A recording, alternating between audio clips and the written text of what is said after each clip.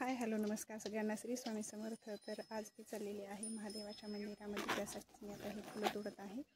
तर सगळ्यांना आजचा दिवस सुखाचा समृद्धीचा जावो आणि सगळ्यांना ओम नमः शिवाय। चला तर माझ्यासोबत तुम्ही पण आमच्या जवळचे महादेवाचं मंदिर आहे तिथे जाऊता आणि मी तिथला तुम्हाला महादेव हे दाखवेन आणि तुमच्या सगळ्यांचा सपोर्ट।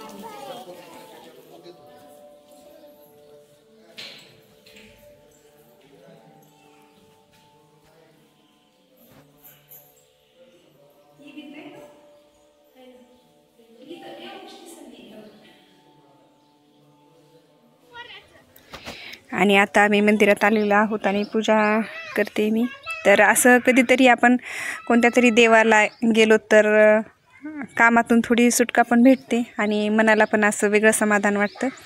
त्यामुळे आज सोमवार आहे, चला म्हणलं तर। आणि हे मंदिराचं बांधकाम आता सध्या झालेलं आहे आणि 1 महिना झाला असेल। शिवरात्रीच्या वेळेस कलशारोहणाचा खूप मोठा कार्यक्रम ह्या शिवमंदिरामध्ये झाला। अगोदर मंदिर बांधलेलं नव्हतं, तर हे नवीनच मंदिर बांधलेलं आहे।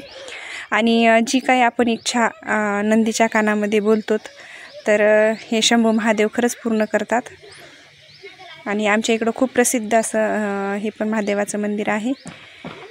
चला तर मग आता आपलं महादेवाचं दर्शन झालेलं आहे आणि थोडा वेळ दर्शन घेतलं, थोडा वेळ बाहेर बसलोत आणि नंतर आम्ही लगेच निघालोत। आणि शेतातलं काम होतं, आपल्या आज तीळ खुरपायचा होता, तर आता आलेली आहे शेतामध्ये। श्री स्वामी समर्थ।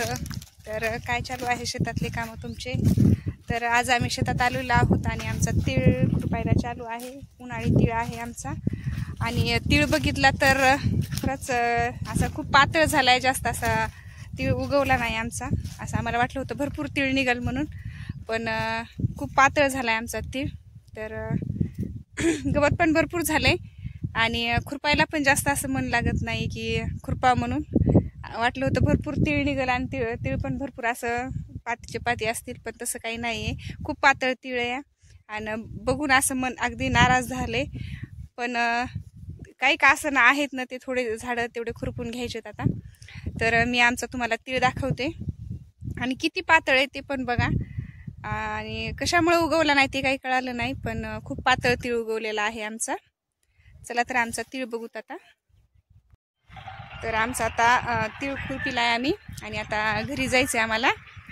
तर आमचा तीळ बघा, तीळ खरंच खूप पातळ झालेला आहे। त्यामुळे जर तुम्हाला असं वाटत असेल की तिळामध्ये जर दुसरं कोणतं पीक घेता येत असेल तर नक्की सांगा, जे कोणी मला शेतकरी दादा ताई पाहत असतील त्यांनी।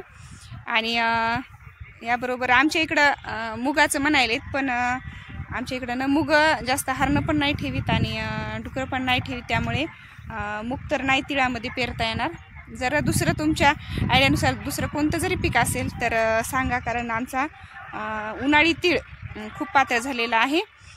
आणि आता मी तुम्हाला आमच्या इकडलं शेतातलं वातावरण दाखवते आणि आमचा किती खुरपायचं झालं आहे। आज बऱ्यापैकी खुरपिले, पण भरपूर अगोदर हरभरं होतं, त्यामुळे हरभरं जास्त आलेलं आहे। आणि त्याचबरोबर आमच्या इकडं चांदेल म्हणून असतो ते पण जास्त खुरपण्यात आहे। तर बऱ्यापैकी खुरपिले,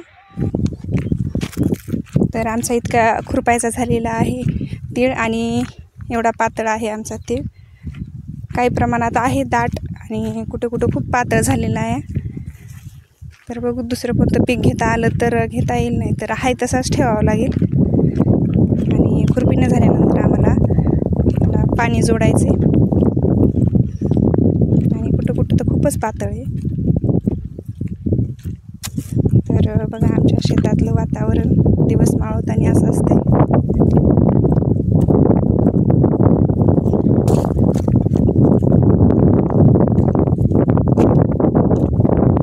असं दिसायला तीळ।